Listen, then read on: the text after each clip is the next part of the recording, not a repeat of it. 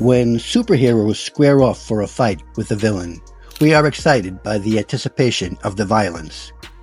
One of the things we love most about superhero stories are the wild fight scenes. Whether it's watching Invincible fight his father Omni-Man, or Superman slug it out with General Zod, or Batman being in a life-or-death struggle with Bane. It's just fun to watch superheroes fight. The action is exciting. Some of these fights tend to get rather intense in their violence, but is that a bad thing? Much discussion has been initiated lately due to recent streaming series that depict scenes of costume superheroes engaging in situations involving excessive bloody violence. Invincible, the animated series on Amazon Prime, which is based on the comic book created by Robert Kirkman, is a well-written action show about teenage superhero Mark Grayson, the half-human, half-alien son of the world's most powerful being, Omni-Man. Using the alias of Invincible, Mark struggles to master his power and find his destiny while coping with the betrayal of his father. There is a lot of bloodshed in Invincible, beginning in the very first episode when Omni-Man unexpectedly attacks and kills the Guardians of the Globe in gory fashion. Many of the fights in the series display similar gruesome carnage. Another recent series, also on Amazon Prime, is The Boys, based on a comic book by Garth Ennis. The series, which follows the eponymous group of vigilantes as they battle the corrupt, power-mad super team known as the Seven, is known for its shocking content. The Boys is filled with moments of overt brutality and massive amounts of blood and gore. Does all the show's splatter porn make the story better, or is it merely the shock value of the violence that's the driving force of the series? The question of superheroes and violence goes back almost a century, to the era of the pulp heroes of the 30s, which began with the appearance of The Shadow in 1930. The morally gray heroes of pulp fiction magazines were very willing to kill, if necessary. However, when The Shadow was adapted to a radio series, it was necessary for the violence to be toned down for a wider, family-friendly audience. The golden age of comic books started with superheroes having a more pulp-like mentality. Superman and Batman were not the paragons of perfect virtue that they have become today. Batman, in particular, began as a rip-off of The Shadow before complaints from parents caused the introduction of Robin, which led to Batman's transformation into a caring father figure. In 1954 came the very polarizing book Seduction of the Innocent, written by Frederick Wertham.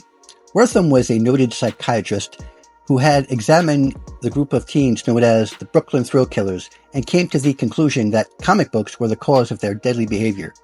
Wertham would testify in front of the U.S. Senate Subcommittee on Juvenile Delinquency, and then write the book Seduction of the Innocent, blaming comic books and superheroes for juvenile crimes. This caused public outrage against comic books and led to the introduction of the Comics Code Authority, which strictly regulated and limited the amount of violence that could be used in comic books for years to come. The Comics Code Authority began to lose its power in the 1970s because the young generation of readers was affected by the new type of gritty, experimental films that were becoming so popular at the time. Comic readers no longer gravitated toward the rated G content of the 60s, and so Marvel introduced characters like Wolverine and the Punisher, who reflected the modern zeitgeist. When superheroes were later adapted to movies, the earliest cinematic entries were in the retro style of family-friendly G-rated fun, beginning with 1978's Superman the movie, starring Christopher Reeve as the Man of Steel. However, things started to change during the 80s, especially since the comic book industry had gotten much darker with the publication of Alan Moore's Watchmen and Frank Miller's The Dark Knight Returns. By the time the Tim Burton Batman film premiered in 1989, the style was much grimmer and grittier. After that, we got more violent superhero films such as the Blade franchise starring Wesley Snipes and The Crow starring Brandon Lee. When Disney bought Marvel and began the massively successful MCU, they kept the blood and guts to a bare minimum. But recently, with shows like Invincible and The Boys, we see that graphic brutality is still alive and well in the genre. Why do fans like violent superhero films? For some, it can be a type of wish fulfillment, fantasizing about power in a world where we feel powerless. Seeing the bad guy get beaten up excites the reward centers of our brain.